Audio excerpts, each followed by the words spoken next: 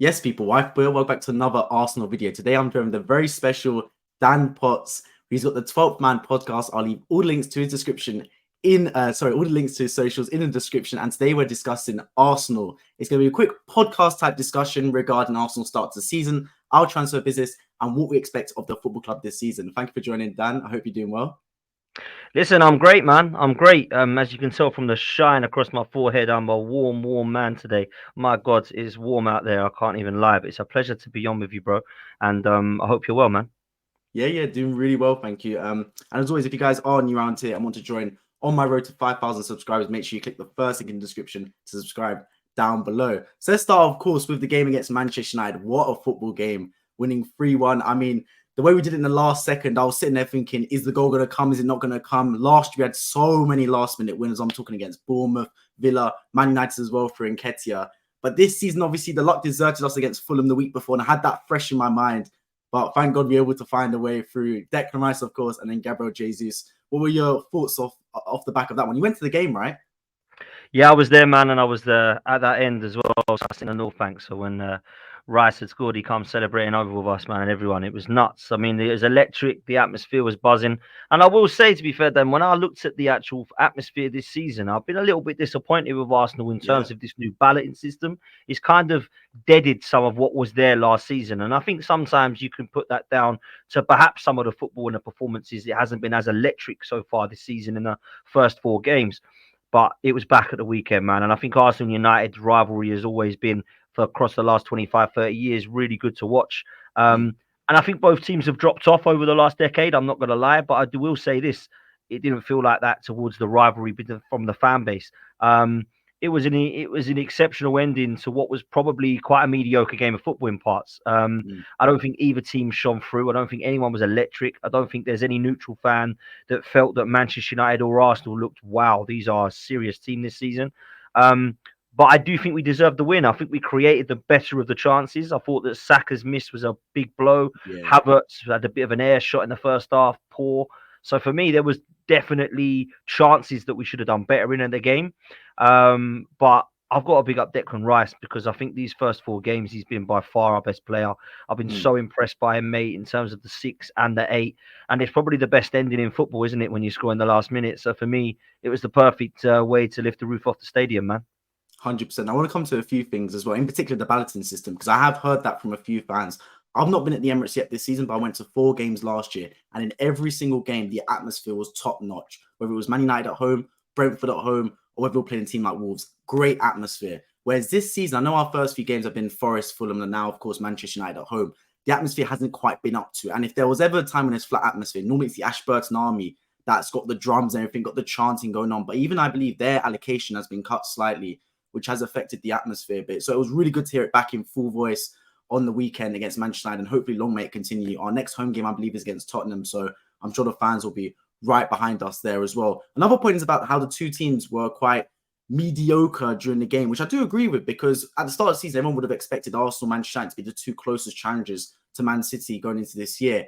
And I did feel like, especially our press at home was lacking. Now, it was a very hot day, so you could put it down to that. But I do feel at home we were giving too much space to Onana to come out of the football and be like a third centre-back out there, spraying the passes left to right. I think the goalkeeper had the most touches out of anyone, Sky Sports was saying during the game. So I'm thinking, where's the press? Normally it's Ødegaard that triggers the press. You've got Nketiah that comes on, Saka, Martinelli. It did feel a little bit flat. I do agree with you that we did create the better chance, and Saka had a brilliant chance he should have scored. But at the same time, I would have liked to see us be a bit more aggressive because there wasn't enough clear-cut chances during the game. I don't know how you're feeling about that, but I didn't watch that game and think, wow, we completely demolished Manchester United. But at the same time, you found a way to win the football match. And as you say, a last-minute win is the best thing you can do. It gives a nice little confidence around the football club, little bit of like a celebration, champagne popping in the dressing room afterwards. And I think we did need that because the way Man City win football matches, right? They won 5-1 a day before against Fulham. Simple, job done. It doesn't create that excitement. Whereas when you support Arsenal, it's got a bit more of a thrill to it, a bit more of adrenaline. Now, it's only game 4, so you're sitting there thinking, we need to save this stuff till March, April. It's too much high blood pressure too early in the season. But whenever you create that little bit of thrill, that little bit of excitement, it can obviously lead on to better and better things. I feel like we hit a bit of momentum last year, the Bournemouth winner, the Villa winner, and maybe this one can help us kick on. We've got a massive game against Everton, which we notoriously seem to lose after the international break as well. Yeah, I think there's a couple of things that you mentioned there that are changed now this season. One of them, of course, is the balloting system, which you'd mentioned about the Mm, Ashburton Army, and it's kind of catch-22 there from fans. Fan bases think it's a good idea because it gives people opportunities to go to new games for sometimes the first time, and the Silvers mm, and Red members now can go into this ballot and then get the luck of the draw. So what that's done is it's allowed people to get to the games, but what it's also done is it's sometimes put people around you that perhaps aren't always normally there. mm, So people then form relationships together and start creating an atmosphere together. And particularly the Ashburton Army, you have seen probably their army halved in the last first few home games that I've been to. Normally, you see the black tops, hundreds of them. There's probably been yeah, sort of 100 of them tops at the moment. So definitely has had effect there in terms of that atmosphere. But in the same time, it's good for new people to be introduced to the games. When it comes to the way that Arsenal have changed this season, I think this new system has definitely given cause for concern to some Arsenal fans. Now, some mm, fans just want to win games and don't care how we win it, right? And I think maybe we're all a little bit like that. 3 points is the most important thing in football, of course. But actually, you need to be convinced. And I don't think that we have been convincing so far this season. I think we've had 4 games that most people would probably expect us to take top points for. And I think that against Fulham, we've dropped points against 10 men. Very disappointing. This yeah, new system that Mikel Arteta, I believe, has gone with, it's because the Zinchenko and Jesus um, personnel have not been there. So therefore, he's gone to this new system where Gabriel was forced out the side, Havertz was put into that kind of extra man in midfield, and Thomas Partey was used as a right back. So I think what that's done is it's definitely countered for the fact that Zinchenko and Jesus weren't there. The problem I had with it was we didn't look as fluid. We didn't really look as solid, if I'm honest, either. We were still conceding goals. And I think it's affecting 2 or 3 of our most important players' games, i.e., Saka, Martinelli, and Erdegaard, mm, because they've not got that telepathy anymore with Ben White behind Saka, with Zinchenko behind Martinelli. Martinelli was playing in front of Timber, Kivior, and Tomiyasu in 3 games, and Zinchenko now in 4 games. So for me, when you've got a different left back in every single game, Martinelli's game could be potentially lumbered by that. I think as well, when you've got Saka and Martinelli who are relied upon so much, sometimes when they have an off game, it's like, wow, what's happened to them? Because we're so used to seeing the typical performances of both these yeah, kids, right? So don't get me wrong, I think both of those will definitely get back into it. I thought Martinelli was very good at the weekend, to be fair. But mm, I do think that there has been a change in system. And we've seen you talk about fluidity. I think we've seen the new system maybe hamper that a little bit. Because for me, we're still creating chances, we're still dominating the games in some, but the scoreline suggesting that we still eat goals and we don't actually score so many. So for me, I think we need to look at that. I honestly believe that we will now revert back to Gabriel at the back, our back 5 of last season. And then Arteta's got a decision now, hasn't he? Now that Party's out for 6 weeks, he can either mm. go with Jorginho and Rice in the 8, or he can go with Rice in the 6 and Havertz in the 8. So I think he's got a question mark when we come back from international duty. Yeah, good one. And also about Vieira as well, because I wasn't a massive fan of Vieira in his first season. I was one of the people saying that he actually needs to bulk up, get stronger. But I can't fault him in his last 2 appearances against Manchester United. He was really good off the bench, got an assist as well, and even better against Fulham. I believe that was his best Premier League game in an Arsenal shirt. So maybe he could have a shout to go in as a person to replace Havertz in that number 8 position if Declan Rice does stay there. But your point about the changing of the formation and especially changing the system with Gabriel leaving the team is so true, because you'll know more than me. Consistency is the bedrock and foundation of any sort of success around a football club. You need that consistency in team selection, in tactics. There's a sense where Arteta came out and said, oh, there's 38 different formations, 42 different formations. Look, these players are humans. They're going to make mistakes. If you tell someone to do 42 things at once, they're going to make more mistakes if you tell them to do 2 or 3 things at once. So I feel like Arteta at times is overcomplicating it a little too much. Last year, when we had our starting back 5, including Ramsdale, Ben White, Sleeper, Gabriel and Zinchenko, we were damn near flawless. It was only when Sleeper got injured or Zinchenko got injured where we start to see cracks in the system. And Arteta against Fulham, you could say, and obviously against Manchester United, had that starting back 5 to play. So if as you're saying, he reverts that back 5 that he played against Man United going forward, I'm more than happy with that. And I think that's how we should stick to the team going forward. The Havertz one's still a little bit, there's question marks with him. I remember when we first signed him, I sat there, I said I didn't like the signing. I know at Chelsea, for me, he was never the type of player I thought he'd be coming from Bayer Leverkusen. He was sloppy in front of goal. His link-up play was okay, but it wasn't his best facet of his game. And at the end of the day, he's a striker. He was a striker, and he was not scoring nearly enough goals that you should expect from him. Now, in this number 8 position, he's not as good defensively as Granit Xhaka was, and I feel like he's not as clinical as Granit Xhaka was in those like positions on the edge of the box. He's had a few good chances, Havertz, where he scuffed at them or not quite put his foot through it. So I'm looking at what I'm thinking, does he need does he need some time out the side to really adapt to what Arteta's asking from him and let Fabio Vieira have a run while he's got momentum? Or should he stick with Havertz and go, you know what, I've got my faith in you, I've got my confidence in you, start giving analogies about how he compares him to his wife and stuff like that?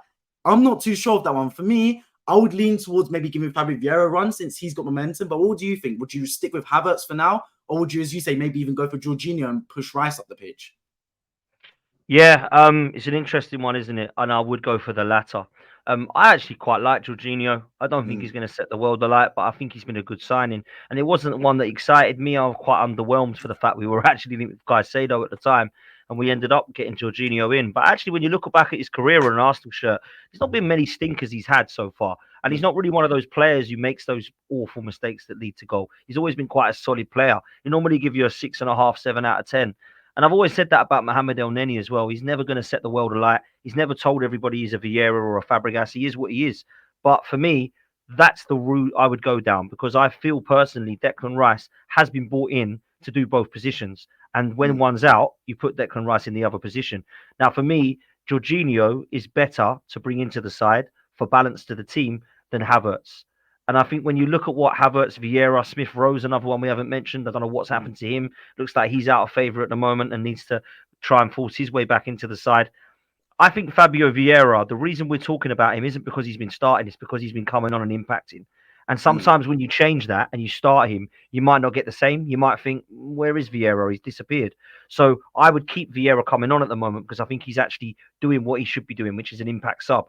And I would be very, very interested to see what Kai Havertz does if he's in that mold. So his best game, in my opinion, so far has probably been the Community Shield game where he was played as a striker. It wasn't amazing. I saw some Arsenal fans getting carried away. But for me, I thought he was okay there, right? He linked up well. He held the ball up. He was there in a threat in the air. He had a couple of chances, one of which he should have done better with. But the other one literally come behind him. At the weekend, you can't do that, man. That's a sitter. So for me, it's not working for him in that attacking 8 position. I think, like you said, Granit Xhaka was a lot more all-rounded. I think Kai Havertz is only good at one thing, and that's potentially been in and around the just outside the area. Defensively, he's got nada, if I'm honest with you. So for me, I think we have to go with Declan Rice in there and Jorginho. I do think as well, we sometimes need a different dimension up top, and we haven't really got one. Jesus and Eddie are a little bit similar, not in terms of their quality, because I think Jesus is levels, but I still feel that Eddie brings that intensity, that high press, and that energy like Jesus does. I don't think we have that Olivier Giroud type centre forward anymore, and I just wonder that Kai Havertz can't be a little bit more like that.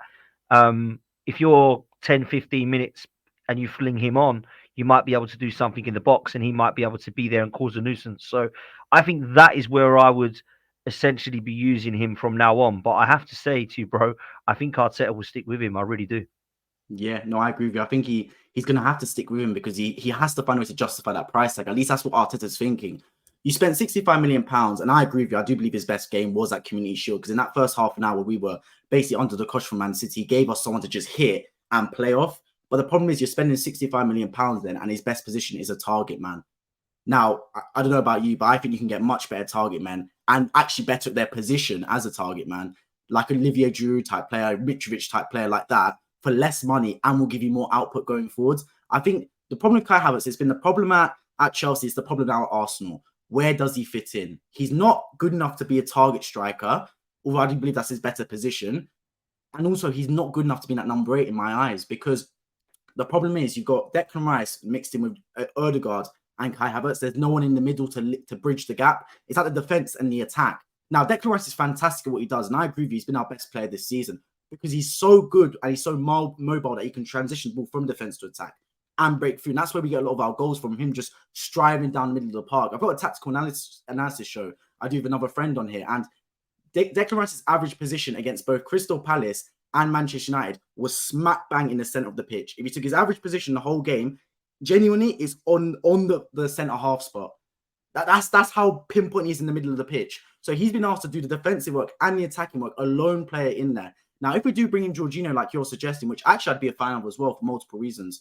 One, his age. We've got a fairly young squad that is getting better, but Jorginho gives a nice calming head. I remember against Newcastle last year, he was man of the match when we won that game 2-0. It was a really calming presence. And going away to Everton, Goodison Park, I know they've had a really tough tough start to the season, but that's always a tough place to go. We've lost our last 2 visits there. So I think he'd be really good in there, and also just adds a bit more steel and balance to that midfield, because Declan Rice, as we mentioned, has the legs to go up and down. And so for me personally, I think that will be the 2 that I would like to see Arsenal play in that certain position. I do agree with you in that sense.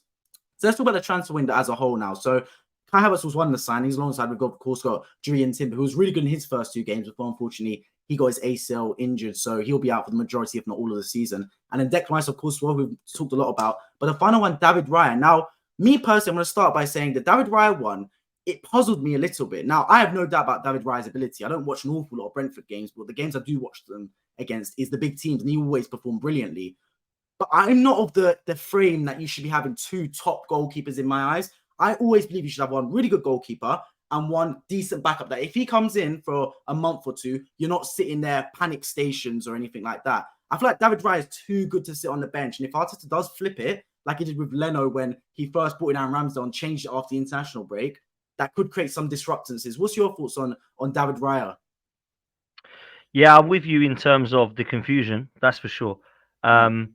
Where I see a little bit of a hypocritical thing from Mikel Arteta is that he wants 2 top quality players in every position, but yet we've only got them in a couple. So for me, there's a little bit of a hypocrisy there for me. But I will say this, I'm happy if Ramsdale goes down now because we've got David Raya. And I wasn't when Matt Turner come in. I didn't think Matt Turner was a shambles by any means. But I certainly don't look at him and go, wow, like it doesn't matter if Ramsdale's out. Turner, we can play him all year. Because I didn't have that confidence or level of confidence in him. Thought he had a really good World Cup. But when he was going to Nottingham Forest, I was like, do you know what? I'm not going to cry about it. We'll get somebody in. I must say, though, I thought we might have gone for, like, let's say, a Kasper Schmeichel, like an old head that, you know, you can kind of trust and rely upon. To go for someone who's probably on the same level, if not better, than Aaron Ramsdale, some would say, I was really shocked and surprised by it. And Mikel Arteta's got a big question mark now, because how does he keep both of these players happy in the long term? I can't see this one, bruv, lasting past this season. One of them's going to be unhappy. So if David Raya comes in for the Cup games or Champions League games, and Aaron Ramsdale takes the Premier League games, one of them's going to be like, where are we at here? Like, what are we doing? So I think Mikel Arteta is going to have to play this one very, very cleverly. It's quite ironic that the Carabao Cup draw is against Brentford. And I mean, unless we speak to Brentford and David Raya is okay to play, which there are rumours saying that he can do it, I think David Raya is probably thinking, blimey, the only chance I've got is now the team that I'm actually still at. So it'll be interesting to see where he goes, because most of the time, you play your number 1 goalkeeper in the Champions League and Premier League, and then the other goalkeeper plays in your domestic cup games in the Carabao and the FA Cup. Now, sometimes you might look at this and think, okay, if Ramsdale's getting Premier League, maybe it'll be Ramsdale that plays Premier League and FA Cup, and David Raya might play Champions League and Carabao. I don't know if they're going to give them both a major and both a domestic, or if they're going to play Ramsdale as my number 1 and he's playing until you force him into the side. So that one's a strange one. The interesting part about it, I will say this, is that we've only played a couple of £1 million up front, and then the rest will come if we want him afterwards. So it might be that Raya makes a decision and says, look, I know you might want me, but you can't guarantee me a game here. I'm going to go back to Brentford and finish off my last year in my contract, and then I'll be going elsewhere. So I don't know that this one is long-term, if I'm honest with you, but we'll see. Yeah, no, I definitely agree with you in that sense as well. And you made a good point about being able to deal with the personalities, because that's one of the biggest things about being a manager, right? It's all good having the best players, but personalities clash, egos clash. And for the most part, Arteta's, rather than try to deal with egos, just ship them out. The Aubameyang situation, the Lacazette situation to a lesser extent.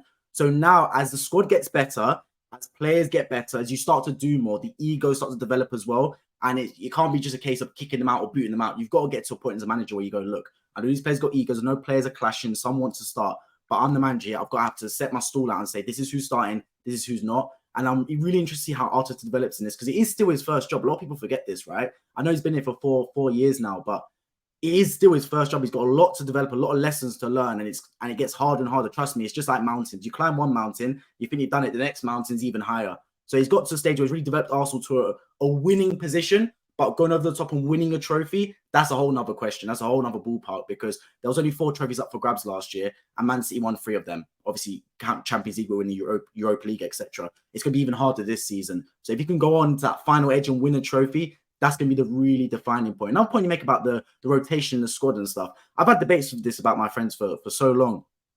Rotation is it necessary? Is it necessary in the sense where you go, okay, you play Premier League games, you play Champions League games, you play FA Cup? I think to an extent, yeah, the Carabao Cup, FA Cup. But I'm always the sense of you play players off momentum. So you make some changes, but don't change the whole squad. Because I remember Arsene Wenger used to do this all the time when we used to get to the Champions League. He used to rotate the whole squad. And I'm thinking, what are you doing? Like, if a player's got momentum, you play them. I remember Pep does this. He plays a player for 2-3 months, and as soon as they lose momentum, get off the boil a little bit, he swaps them out for someone else. He's got 2 good players in basically every position, so he can do that. And then that player has a run in the side. Then as soon as they come off the boil, he swaps them again. So I think Arteta should implement something similar. So if someone's having a really good run of form, play them, week in, week out. Then as soon as they have a drop off in form, then you swap it in for someone else. You sprinkle in the changes, but I don't want to see wholesale changes, especially given we're in the Champions League. I know the group we got wasn't the toughest group in the world, but trust me, PSV beat us away last year in the group stages. I know Sevilla, they're not boys you want to mess around with, and then I'm not too sure about what Lens are going to do. But it's not. Trust me, the group can surprise. Anything can happen. So, what's your thoughts on the rotation? Are you happy with the squad we've got? I think you're absolutely spot on with what Pep does different to what Arteta does different. And that's because Pep's done it before. This is the first time that Mikel Arteta has had to use a squad, not a first 11. We've had, 12, 13 players for most part of the last few seasons. I still think we're well short, mate. I can't lie. I still think we're well short. I think there's 4 positions that I worry about still. Those 4 positions are William Saliba, Declan Rice, because I don't see another number 8, really. I just see a load of attacking midfielders.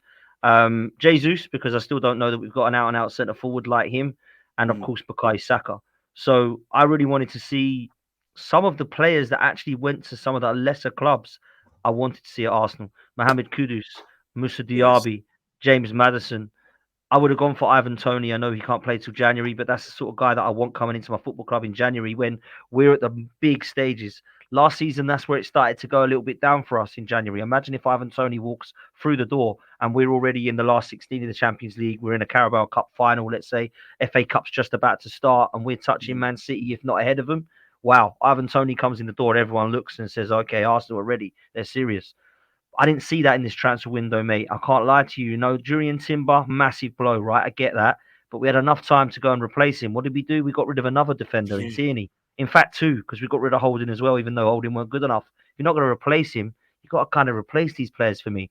So at the moment, we go down with an injury and we can't play a second back 4. We haven't got one. Because Tomiyasu's our backup right back and our backup left back. Kivior's our backup left back, but he's playing left centre back. Ben White might have to go at right centre back, but he's our right back. It's a mess. So for me, I'm struggling in defence at the moment. In terms of rotation, I can't agree. I can't agree more of what you've said. I do think sometimes it's a Carabao Cup game, right? Let's get everybody changed. Let's get 11. Yeah. We don't always have to do that. We certainly don't in the Champions League because that's where you do mess things up. We've already seen in the last 3 years we've lost to Olympiacos, Villarreal, and Sporting Lisbon. 3 sides that have never got to a semi-final, final of a Champions League, let alone the Europa League. So for me, I'm not really going to sit there and get too excited yet. Great sides. Villarreal have done things before. Olympiacos have always been a threat. And Sporting Lisbon, we know what they're about with their new manager that's young and up and coming. But I'm not going to sit there and start saying to you that, wow, it's fair enough to lose to those teams and then go into the Champions League and expect to win it because you need to have a better squad for me. Now, I will say that some of the players that were playing the most in the Europa League last season, they won't play in the Champions League. I'm talking about the Eddies, the Reece Nelsons, the Fabio Vieiras, the El Nenis, the Jorginhos, the Rob Holdings that are no longer here, right? So we're not going to see that. However, what worries me is this squad good enough to compete on all 4 fronts? And that's where I think we might fall short. Because is Reece Nelson going to be enough of a lack of drop-off to Saka? Is Eddie Nketiah going to be able to do a job for the whole of the season, not just for a few weeks? Is Havertz going to be that guy to come in if Erdegaard's not there? Is Smith Rowe going to be able to come into the side now because we haven't seen much of him? At the back, who actually is our backup right centre-back if Tomiyasu's out? Because Tomiyasu's going to the Asian Cup. Party's going to the African Cup of Nations. So in January, if them 2 are gone and Saliba goes down, who the hell do we play on the right? We ain't got anybody. So there's a serious amount of problems for me in some of those key areas, and that is probably my biggest concern because I'd go as far to say as Manchester City have 2 positions where there's a drop off: Ederson in goal and Rodri. Everywhere else, there's pretty much a similar level. Yeah. So Haaland, you can say, is a huge drop off, but Alvarez scores goals for them. Bernardo Silva, Foden, Grealish. They've just bought Mateus Nunes. They've just bought Jeremy Doku. They've obviously got Kovacic in now to replace Gundogan. They've got KDB, who's still out, who's going to be coming back. Their defense is unreal. They could lose Diaz and Gavardiol and still put either a Kanji Stones or Okay. I've missed one as well, Ake in, right? Mm. Left back, right back, exactly the same thing. So they've got such an amazing amount of quality, and they don't have these 30-man squad that everyone seems to believe they do. They have like 20 players that are all top quality. Yeah. Arsenal probably got 15 of top quality. We're probably 4 or 5 short still. So I still think that we are a little bit too short. So I don't expect us to be like flying ahead of Man City this season, because I just look at the two squads and think we're still a little bit short, aren't we? Yeah, no, I agree with you 100%. And you made a good point about how we got rid of Kieran Tierney to Sociedad, not even for money, on a loan deal. Then we proceeded to get rid of Tavares, obviously get rid of Rob Holding in the process as well. And you're sitting there thinking, we've lost Timber, we should be replacing, as you said, and we haven't. And that's a really good point. Because at the start of the season, if I looked at both Man City and Arsenal's business, I sat there and thought, you know what? We're probably net positive. We've signed Rice, Timber, and Havertz, and they've got rid of Gundogan, got rid of Mahrez, and only really brought in Kovacic. So I'm sitting there thinking, and then Guardiola as well, I'm sitting there thinking, you know what, we've done well. But since the season started to the transfer closing, Man City have had a brilliant transfer window, and we just lost all momentum. And actually, I believe got worse since the season started to now in terms of the players we've got fit available, who we signed and who we sold. As you said, Mateus Nunes, what a player from Wolves. Jeremy Doku, who's there? He's basically their Riyad Mahrez replacement. I know they lost Cole Palmer in the process, but look, Man City got an abundance of talent in there. So you're sitting there thinking, wow, Man City have got even better with their squad. And we were getting better, but then actually we lost all our pace and haven't quite hit the same squad level that Man City have got at now. So this brings me to the final question I've got for you really at the end of the day, which is Arsenal, of course, are now in the Champions League, Premier League, FA Cup and Carabao Cup. Which one would you want to win? Me personally, I'd love to win the Champions League. I mean, I'm born in 2002, so obviously Arsenal won the Premier League for the last time in the 2004 Invincible season, but I don't really remember it. So I could say the Premier League, but I know my club has never won a Champions League. I believe I'm right in saying Arsenal probably is the biggest club in world football to never win the Champions League. So I'd love for us to win the Champions League. What would you rather win between the Premier League and Champions League? Do you think we can win either? And which do you think Arteta is going to end up prioritizing? Yeah, it's a great question, man. Really good question. So I was born in 1987, bro. So I remember it very, very well the last time we won the league, because I was 16 years old. And I remember being there, and I remember the feeling. And I'm definitely going for the Premier League, man. 100%. That feeling is like no other. It's the hardest one to win out the four, because you've got to be consistent over 38 games. You might need a little bit of luck in the league, but you definitely need luck to win a cup competition, because it's knockout, right? So Yeah. for me, the Premier League is the number one and always will be for me. The Champions League is right up there in second place, because everyone banters us for our European heritage, which is poor. You know, we can't sit there as gooners and say that it isn't that bad. You know, we've won in '94 the Cup Winners' Cup. We've gone before that to the Fairs Cup. You know, all these guys that are looking at that going, what the hell's that? Yeah, exactly. It's been poor, really poor. So, of course, the Champions League's massively important. I would still put the Premier League ahead of it, but the Champions League's right there. And then it goes FA Cup and then Carabao Cup for me. I think, unfortunately, the domestic cups now, I just get disrespected so much, Yeah. because I grew up on winning FA Cups, mate. You know, the first season I remember Arsenal winning something was 1993, when we won them both against Sheffield Wednesday, the League Cup and the FA Cup, right? It was called different back then, but obviously the FA Cups. Then in from there, we used to win something pretty much every year after that. 94 was Palmer, 96 Wenger come in, and then the 98 we did the double, and then it went from into the 2000s, etc. So I've grew up on FA Cups, so I love it. 14 times we've won that trophy. That's our trophy, man. So I would always be disappointed when we get knocked out of the FA Cup. And when people were saying all this bigger fish to fry, it actually pissed me off. I can't lie. It really did. Because for me, we're throwing away trophies to try and go on that one title. What happens if you don't win it? Which, unfortunately, we didn't. Then you're left with nothing. So for me, I think you should be taking all four competitions seriously. I understand you've not got the squad to compete and go for all of it. You're going to have to rotate. You're going to need a squad. And let's be real, it's why Chelsea and Man City have dominated League Cups over the last God knows how long, because they've got the better squads, right? Mm. But for me, if I had to say right now which one I think that he will prioritise, I do still think it would be the Premier League, because I think he's hungry and he's gutted about how he threw it away last season. So that's what I would say to that. What one do I think we could win? I think I'll say it now. I think we've got more chance of winning the Champions League than the league. And people will laugh at that when I say this and say, "Oh, that's ridiculous." But I look at Europe right now, bruv, and I wouldn't want to face Man City, Bayern Munich, or Real Madrid. Yeah. But other than that, I kind of fancy our chances on a good day against anyone else. Now, that's not me being big headed. That's just me being real. We could lose against anybody. We've proven that, right? But also, we can beat anybody on their day, in my opinion. And I think that when you look at Europe right now, it's nowhere near the level of quality that it has been in the last 20 years, in my honest, brutal opinion. I think the AC Milan of now is nothing like it was with Maldini and Shevchenko. Dortmund's, there's nothing like they were under Klopp. So Newcastle have got that group and everyone's saying that's ridiculous. They're not going to get through it. I beg to differ. I think they probably could. I don't know many AC Milan and Dortmund players that would walk into Newcastle anymore. It's changed. So for me, in Europe, I think we have a great chance of doing something in the Champions League. I don't know that we'll win it, but if you said to me now, which one you put in your house on, Champions League for Arsenal to win or Premier League, I'm going to go with the Champions League because somebody could knock Man City out. You don't know. Real Madrid could get them and turn them over this time. Bayern Munich with Harry Kane could go and beat Manchester City quite easily. You just don't know this. So that was why I would go for that. If I had to put my house on it, though, I would probably put Arsenal to win the domestic cup over the others because I feel like we could be in a position this season where actually we're not quite as close as we were last season. Manchester City look miles better than anybody, let's say, and it continues. Okay, let's go for a cup then. Let's get to January. Let's say the FA Cup's just about to start. We're 7 or 8 points off City. It's not looking great. I'm not saying this will happen, by the way. I'm just giving an example. And it's not looking too good in the Champions League.